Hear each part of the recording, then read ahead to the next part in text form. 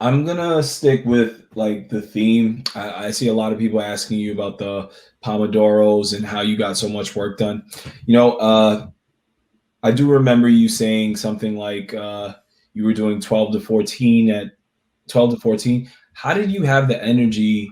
Like, what did you do for in terms of energy? Like, while you're working your full time job and doing so many Pomodoros? Because I noticed that not all types of work like are as demanding from an energy perspective as others. So reading is not as demanding as coding or doing math. So Right.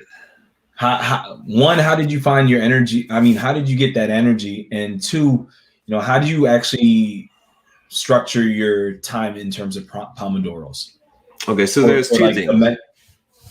Yes. So one of them is that I tend to put the deep focus type of work that requires the most concentration towards the beginning of the day, knowing that, for example, I could jump on a coaching call. It doesn't matter how exhausted I am. I can talk to someone for an hour, right? You know what I mean? But I might not be able to write for an hour at the end of the day, right? And I might not be able to write for an hour after doing 6 coaching calls, right? But I could do the coaching calls after doing the harder stuff, or having a meeting, or reading, right? Like you said. So the thing is to like stack the hard stuff. There's a Brian Tracy book called Eat That Frog, and he talks about like you basically you begin the day by eating the frog, right? You pick the hardest thing first and do that, because that's when you have the most willpower and the most energy. The second thing I'll say about that is I learned this from 2 places. One from a Tony Robbins seminar, and second from doing ultra running, which is that you don't run out of energy. It's just mental. You think you do. Tiredness is a real thing, but I went to a Tony Robbins seminar, and it was like 5 days, like Date with Destiny. And you're sleep deprived. You're not eating. You're in the room for like 12 hours, like doing all kinds of stuff. And then he's like, get up, make your move.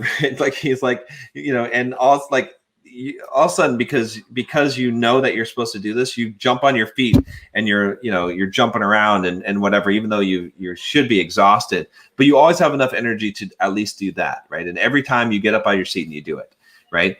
And so what I learned from that was that it just feels like you don't have the energy. Yeah, you're tired, but you can always muster up that energy. You can muster up way more than you think. And I especially learned that running marathons and running ultras, right? I remember running when I did my 50-mile race. I mean, when you first start running distance, like it feels like forever. There's no way you could run 20 miles, but you can build up and you can make it to 50. And at the time that I hit 30, I was like, I can't even walk another step, but I made it 20 more miles because I felt like I didn't have the energy, but I did. I had it, because you just have to force yourself to go for it. Again, it's painful, but you have a lot more energy than you think. David Goggins wrote about it too in his book, Can't Hurt Me. He was talking about how, I think he was saying that, you have 70% left in the tank. When you think you're at your limit, you're actually only at your 30%. And it's very true. And that's something that I've learned is, you just kind of have to schedule it. Even like today, right? So today is my nightmare type of, live stream day, right? Because I've literally been talking for 4 hours straight now, right? Because I had the normal Bulldog mindset, for an hour and a half. And then I had a coaching call for an hour and a half of the group coaching, and then this for an hour. But I scheduled it and I'm doing it because like I could say, oh, I don't have enough energy. Or if I'd like, if I was like, oh, but because I have to do it, I'm doing it. And that's how I do a lot of my life, is like, if you just force yourself, you schedule the thing, then you will find that you have the energy. But if you try and say, oh, do I feel tired? Yeah, you're going to feel tired, but it doesn't mean that you don't have the energy. So there wasn't any special thing you were doing with sleep or like caffeine or nothing like that? Not really. I mean, I drink coffee, whatever. I've experimented with some nootropics. I think nootropics work, and they can help you a little bit with motivation and focus, but and a little bit with energy. But yeah, it's not. There's no magical hack.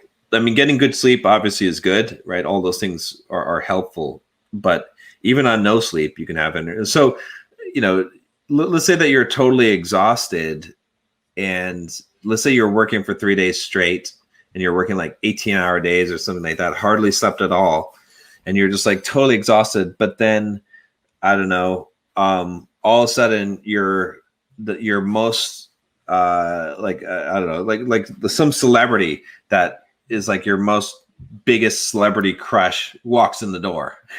You're gonna have energy, right? Or like, you know, or in business, like you have, you know, you've been working for 3 days or whatever, and someone, you know, calls you on the phone and they want to, you know, they want to invest $1 million in your business or do $1 million deal. Like, you're going to have a ton of energy. Like, you're going to start talking to them. Like, you're not going to act like you're going to act like you're perfectly rested, right? It's all like a psychological, or a lot of it is psychological, right? I don't know if those are the best analogies, but I think you get what I'm saying.